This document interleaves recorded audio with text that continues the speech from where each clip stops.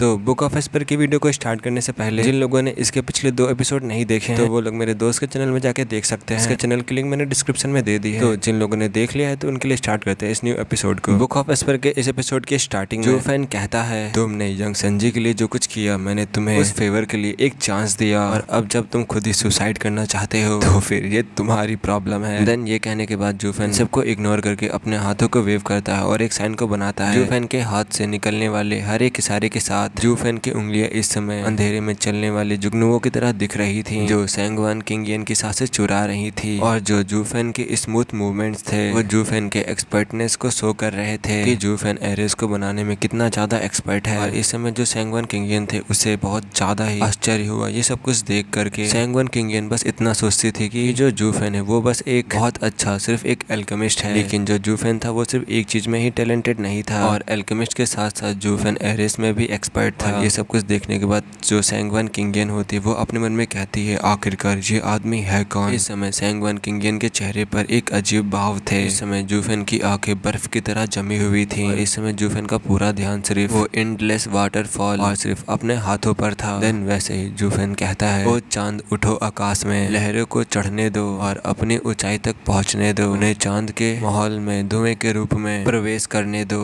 मेरा नेचर भीतर जम गया है। जूफेन ने उंगली उठाकर बात खत्म की, और इसी के साथ जो जेट फॉल होता है वो हिलने लगता है और कांपने लगता है। पानी हर जगह कोहरे की फॉर्म में फैलने लगा, और ऊपर जो चंद्रमा था वो किसी और एक चीज पर आकर्षित होकर के अपनी जो चांद की रोशनी थी वो वाटरफॉल के ऊपर डाल रहा था। इस समय चांद की चमकीली रोशनी आंखों में चुभ रही थी, बर्फीली हवा ठंडियों तक ठंडक पहुंच रही थी। इस समय झरने के पास जितने भी लोग खड़े थे सबको ही कपा रही थी, और इस समय जो झरना था वो और भी ज्यादा अब हिलने लगा था, मानो कोई बड़ी लहर गड़गड़ा रही हो। इस समय जो सैंगवान किंगियन की आंखें थी खोई हुई सदमे में इस तमाशे को देख रही थी। इस तमाशे को देखते हुए वैसे ही सैंगवान किंगियन अपने मन में कहती है, आखिरकार ये किस तरह की एरे है, और आखिरकार मिस्टर गो ने इसे क्यों यहाँ पर प्लेस्ड किया, वो इसे यहाँ पर क्यों लगा रहे हैं। सैंगवान किंगियन ने अपनी जिज्ञासु निगाहें जूफेन पर डाली। देन वैसे ही सैंगवान किंगियन देखती है कि जूफेन के बर्फीले चेहरे पर एक मुस्कान प्रकट होती है। वैसे ही इस मुस्कान के साथ जो चमकीली चांद की रोशनी थी हमेशा से लुप्त होने से पहले और भी ज्यादा अधिक चमकीली हो गई थी, जिससे कि सैंगवान किंगियन को एक और हैरान करने वाला सीन दिखाई पड़ता है। वैसे ही वहाँ पर दिखाया जाता है जो मैजेस्टिक एंड वंडरफुल वाटरफॉल होता है वो जम जाता है, जो कि मीलों तक फैला हुआ था। और इस शानदार सिनेरियो को देखकर जो सैंगवान किंगियन का दिल था वो मानो कि हिल चुका हो। देन वैसे ही जो जूफेन होता है वो अपने उंगलियों से उस बर्फ पर दबाव डालता है, जिससे कि जो वो बर्फ होती है वो टूटकर टुकड़ों में बिखर जाती है, और इसके साथ ही जो जमा हुआ झरना था वो खत्म हो गया, जेट फॉल भी गायब हो गया। इस समय जूफेन ने वर्ल्ड विंड टनल को सील कर दिया था, और जूफेन ने ऐसा इसलिए किया था जिससे कि जो जूफेन ने अंदर ड्रॉइंग एरे बनाई है उसको बिल्कुल भी नुकसान ना पहुंचे। यहाँ इस समय जूफेन का काम पूरा हो चुका था, और जब सैंगवान किंगियन ये देखती तो वैसे ही जूफेन से कहती है, आखिरकार तुमने ये कैसे किया, और आखिरकार तुम इतने सुंदर वाटरफॉल को, इतनी शानदार चीज को तुम कैसे ही बात कर सकते हो। देन वैसे ही जूफेन अपना सर हिलाते हुए कहता है, कितनी अज्ञानी लड़की है, इस हंगामे के साथ उन लोगों को यहाँ पर आना था, फिर भी तुम्हें अपने छोटे से जीवन की नहीं बल्कि कुछ दृश्यों की परवाह है। मैं देख रहा हूँ कि तुम एक मार्बल की तरह तेज हो। इस समय जो जूफेन था सभी लोगों की मरने की आवाजें सुन रहा था जो कि बाहर से आ रही थी। देन वैसे ही सैंगवान किंगियन कहती है, तुम्हें इससे क्या मतलब, तुम्हें इसकी क्या परवाह है, क्या मैं छवि के साथ मर नहीं सकती, जो आखिरी चीज है इसे मैं देखूंगी। वैसे भी ये रियलिटी को देखने वाली नहीं थी, लेकिन इस समय अपने स्वभाव से विपरीत जाकर वह इस आदमी का रहस्य जानने की इच्छा कर रही थी, इसलिए जो सैंगवान किंगियन थी वो जिद्दी थी। सैंगवान किंगियन ने कड़वी मुस्कान के साथ उसकी ओर देखा। इस समय जो सैंगवान किंगियन थी जो कि आदमियों का तिरस्कार करती है वो भी आज ऐसा मूर्खतापूर्वक काम कर रही थी। अब जब लड़ाई बंद हो गई, युद्ध के मैदान में लोगों के पास आने की आवाजें सुनाई देने लगी। 2 मिनट पहले जो सैंगवान क्लैन और जो सैंगवान क्लैन के आदमी थे वो मौत की लड़ाई में उलझे हुए थे, खून की नदियां बह रही थी और मरने वालों की संख्या बढ़ती जा रही थी। फिर भी इतनी सारी मौतें और इस खूनी दृश्य को देखने के बाद भी जो बैली जिंगवाई की चिंता थी वो शांत नहीं कर सकी। और जहाँ तक की वेनरेबल्स की बात है, उनमें से एक के घायल हो जाने की वजह से जो वो तीनों वेनरेबल्स वो डैकिंग सिन के अगेंस्ट में कमजोर होते जा रहे हैं, और बैली जिंगवाई के बाउंड हेवन एरे के साथ मिलकर सैंगवान क्लैन का अंत हो गया। देन वैसे ही बैली जिंगवाई कहता है, कोई भी इस जगह से जिंदा नहीं बचकर जाना चाहिए, ना ही सैंगवान फिक्सिंग और ना ही वेनरेबल्स, और इसी के साथ जो ईस्टर्न लैंड की पावर होगी वो गिर जाएगी, एक घर अपने आप में डिवाइड हो जाएगा, और ये बैली जिंगवाई के लिए एक सही हमला करने के लिए एक सही समय प्रदान करेगा। आज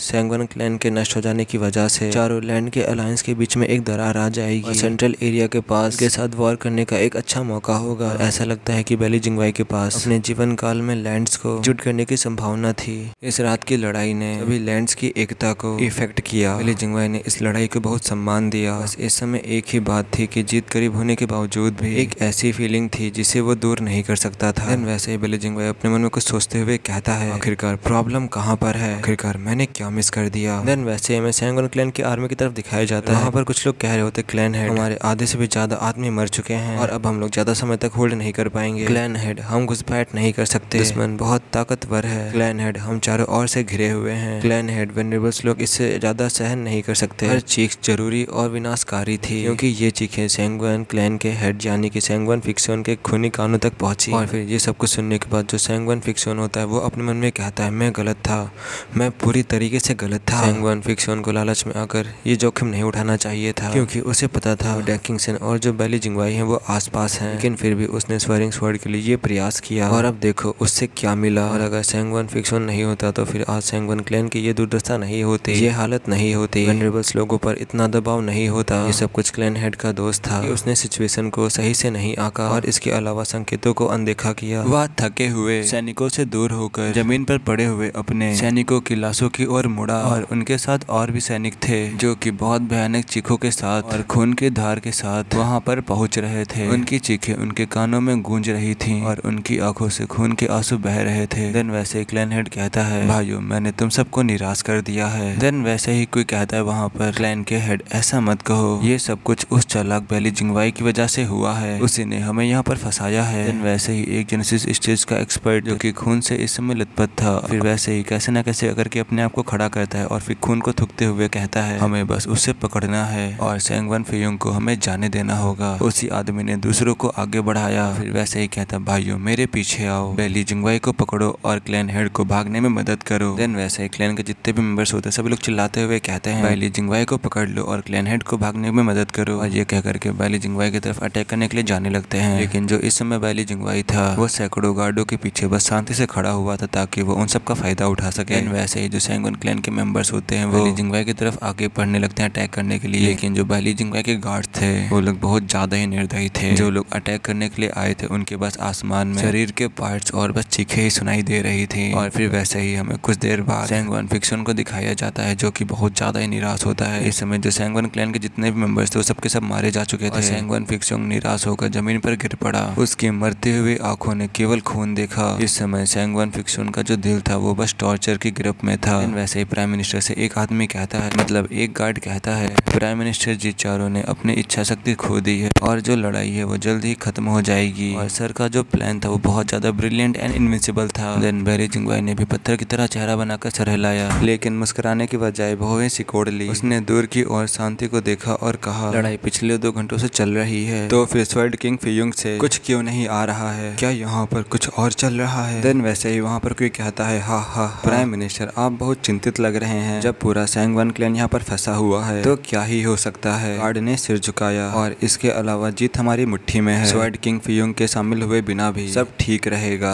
ये चोर कहीं भी नहीं जा पाएंगे। देन वैसे ही बेली जिंगवाई भी कुछ सोचता है और सर हिलाता है और कहता है, हाँ जो तुम कह सकते हो वैसा हो सकता है, लेकिन स्वर्ड किंग फियोंग के यहाँ होने से, आसपास होने से हमें कोई भी ज्यादा परेशानी नहीं होगी। देन वैसे ही एक बहुत बड़ा एक्सप्लोजन होता है और इस जोरदार धमाके से जो बेली जिंगवाई की आवाज थी वो दब चुकी थी, जिससे कुछ ही दूर पर हवा हिल गई। इस समय जो बेली जिंगवाई था वो भी चौंक चुका था और ऊपर की तरफ देखने लगा था। इस समय जो चांद की ठंडी चांदनी थी वो इस मॉर्टल डोमेन पर एक खंभे की तरह चमक रही थी अपनी पूरी चमक के साथ, और अचानक हुए इस ब्लास्ट ने यहाँ पर हो रहे खूनी नरसंहार को रोक दिया, जिससे लोगों को अपनी आंखों को ढकने पर मजबूर होना पड़ा। और कुछ ही मिनट बाद जो चांदनी थी वो फीकी पड़ गई, लेकिन लोगों के चेहरे पर आश्चर्य नहीं दिखा। वहाँ पर जितने लोग होते हैं सभी लोग कहते हैं, आखिरकार ये कैसे हो सकता है। बेली जिंगवाई ने भी अचानक हुए इस हलचल पर बौहे सकोड़ी ने चारों ओर देखा और चिल्लाया, यहीं पर जेड फॉल है जहाँ पर स्वेरिंग स्वॉर्ड रखी थी, हमारे साथ धोखा हुआ है। बेली जिंगवाई कांप उठा और ये देखकर शॉक्ड हो गया। वैसे ही बेली जिंगवाई सैंगवन क्लैन की ओर मुड़ता है जो कि इस समय मरने के कगार पर थे, लेकिन फिर बेली जिंगवाई ने झपटा मारा, बैरियर को ओपन करो, डिवाइन वेपन को प्रोटेक्ट करने के लिए मेरे पीछे आओ, हमारे साथ धोखा हुआ है। बेली जिंगवाई कांप उठा था और ये देखकर हैरान हो चुका था। देन वैसे ही जितने भी गार्ड्स होते हैं वो भी चौंक कर तुरंत अपने अपने सर हिलाते हैं और कहते हैं, प्राइम मिनिस्टर जी हम उन्हें गिरने से नहीं बचा सकते, और अगर हम बैरियर को खोल देंगे तो वो भाग जाएंगे। देन वैसे ही बेली जिंगवाई ने उसे जोरदार थप्पड़ मारा गुस्से में, और वैसे ही बेली जिंगवाई कहता है, तू गुलाम है, तू कब से प्राइम मिनिस्टर बनने लगा। अभी हमारे लिए स्वेरिंग स्वॉर्ड से ज्यादा महत्वपूर्ण कुछ भी नहीं है। ये पैट्रियार्च का सबसे ज्यादा चाहने वाला आइटम है और अगर हम इसे खो देते हैं तो मैं और तुम में से कोई भी इसकी मार नहीं झेल सकता। बस तुम लोग वहाँ पर खड़े मत रहो, इसे खोलो।